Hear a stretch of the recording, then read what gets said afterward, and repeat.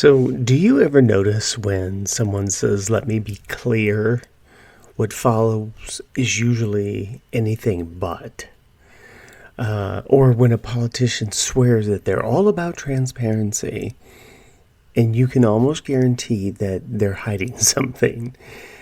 Or how often have people accused their opponent of some sort of behavior only to reveal they're guilty of it themselves?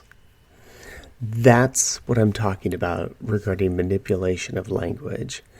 These words that are meant to reveal truth get twisted into these weapons to conceal it. And it happens everywhere. It's amazing to me in media, politics. I mean, even in your day-to-day conversations, people are doing it and they may not even realize they're doing it. Or maybe they do. They say transparency while they're running cover, right? They say clarity before clouding an issue and getting into their word salad. Or they'll scream like fascist in politics while using those very same tactics themselves. So the goal isn't communication, it's control. Because if you can frame the language, you can frame the perception. And if you control perception, you can dodge accountability. But here's the thing. Language doesn't erase the truth, doesn't erase reality. Reality always reveals itself. And when it does, those words that are meant to cover become evident of intent. And today we're breaking it down. The phrases, the patterns, the tells. We're going to look at how language gets weaponized, but more importantly, how you can spot it. So you're not manipulated by the words, but you're anchored in reality.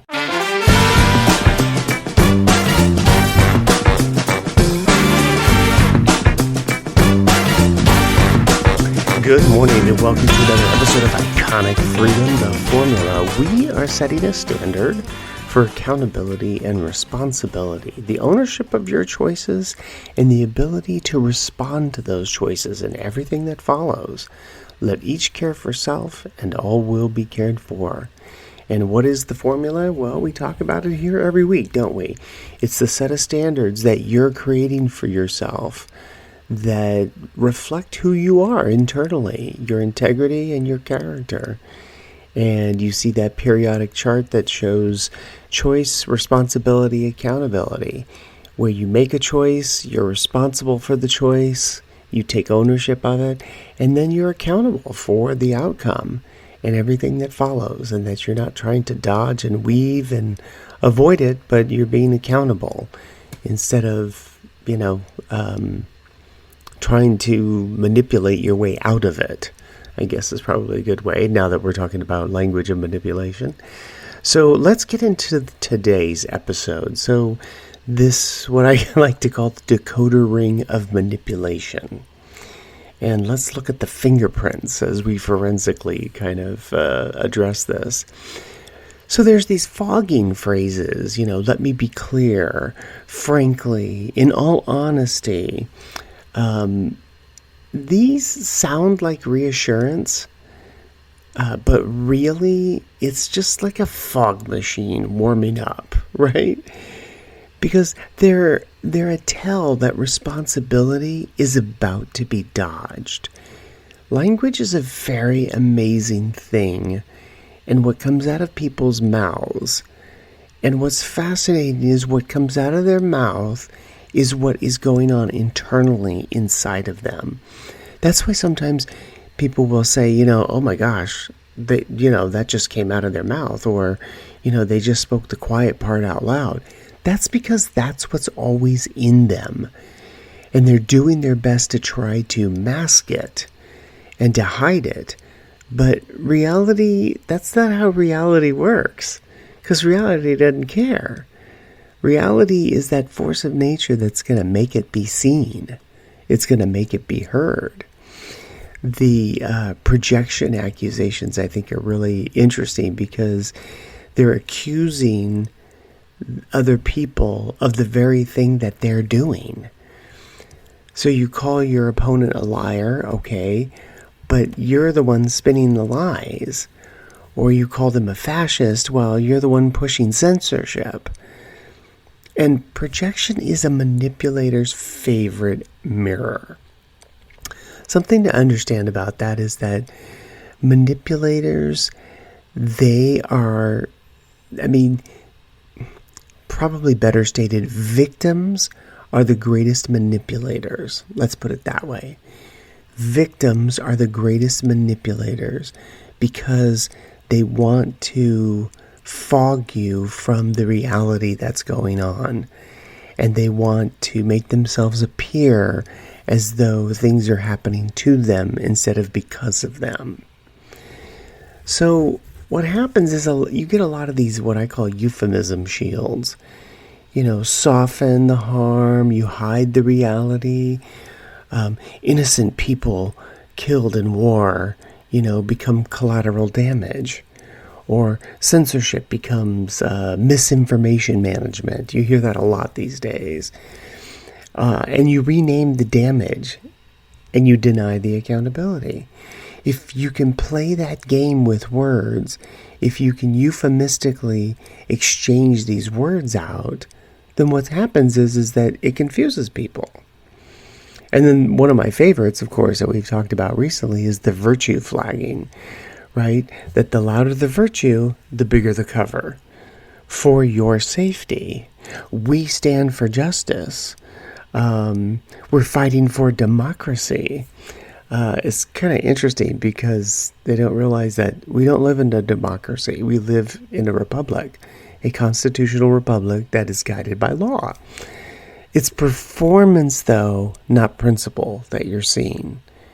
When you're looking at this virtue signaling, this virtue flagging, it's performance, not principle.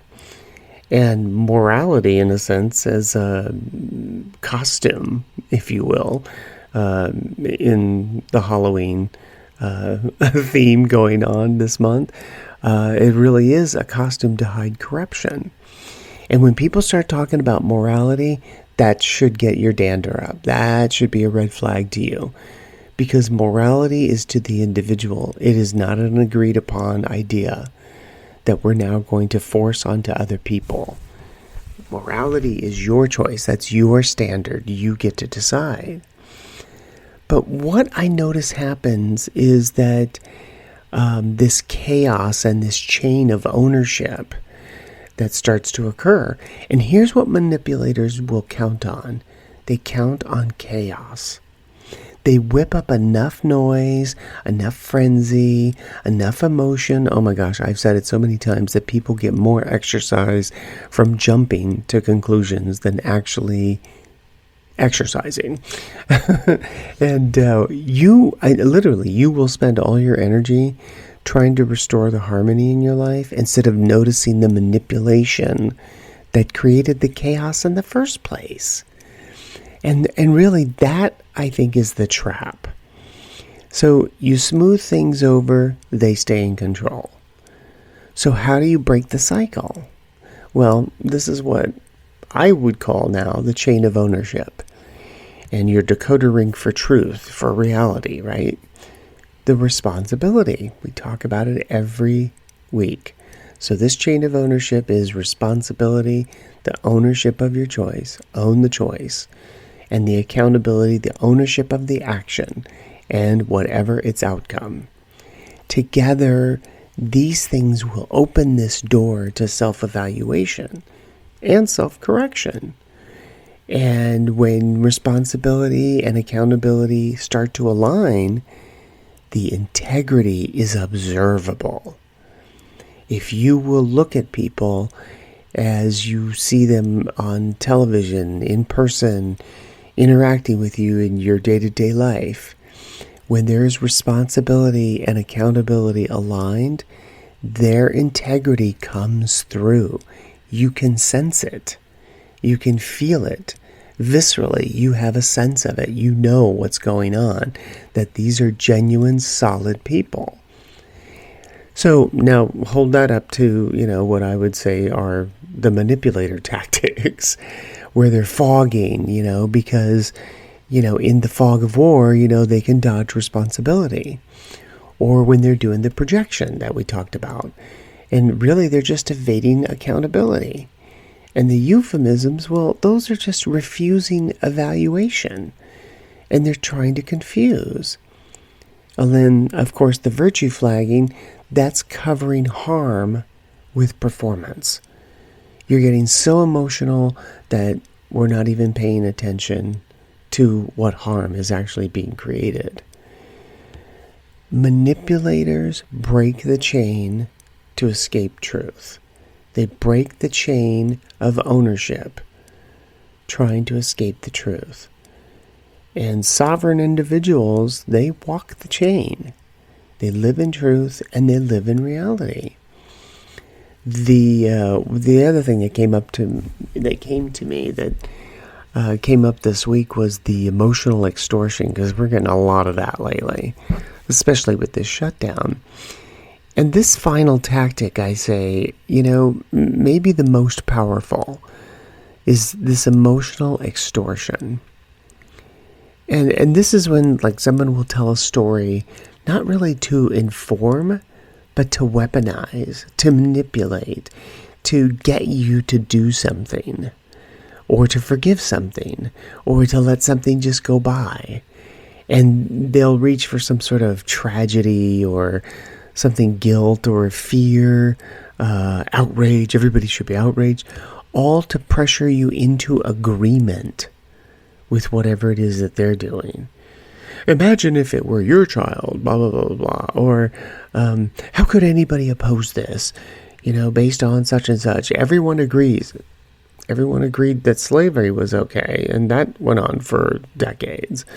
Everyone agreed that suffrage was okay, and that went on for decades. Listen, just because people agree doesn't give it credential that it's rooted or foundationed in freedom. I like this one. We all remember that heartbreaking case, or we all remember, how tragic that moment was. And so, what is the goal of the emotional extortion? It's to bypass your reasoning and to box you in. If you disagree, you're cold-hearted. And if you question this, well, you're just a cruel human being. And if you resist, you're dangerous. That's not storytelling for clarity. That's storytelling for control. So how do you respond? Well, what I would do is pause, separate the emotion from the argument. What is emotion? What is factually based? And then ask yourself, does this story actually prove the point? Or is it just being used to bypass the scrutiny of the individual and what's being said? Am I being moved or am I being manipulated? Because stories can enlighten or they can extort you. And knowing the difference is how you're going to keep your freedom. The thing to remember about people trying to emotionally extort you is they are trying to tap into that part of you that's going to back down, that's going to allow them to avoid their own responsibility and accountability. Listen, everything is rooted in either reality or fantasy, or reality and non-reality. And how do you know the difference? Because it's factually based, it's observable. Emotion is not necessarily observable in a scientific way because it is subjective. It belongs to the individual. We had that podcast a few weeks ago about, it's not me, it's you, or it's not you, it's me. And I said, it's always about you because it's always about your standard. You can say it's about the other person, but all the other person did was play a part in your psychodrama. They triggered the opportunity for you to look at something for yourself. And you say, oh no, it's about them. oh, they did this or they did that. But the reality is you have a standard that their action or whatever interaction they had with you, their response, did not comport with your standard. Okay, but that's about you. You see how that works? Whatever they're doing is about you, whether you agree with it or you don't agree with it. It's still about you, because you're looking at whatever's coming out of their mouth, whatever action they're taking, and you're deciding, does that comport with my standard? And when it doesn't, then you dislike it, you have distaste for it, or you just walk away from it. You just don't care. But if you get triggered emotionally about it, then there's something there that you need to take a look at. And that's where all the manipulation of the language comes in, is that these people that are manipulating are not counting on you being responsible, being accountable, having that chain of ownership. They're not counting on that.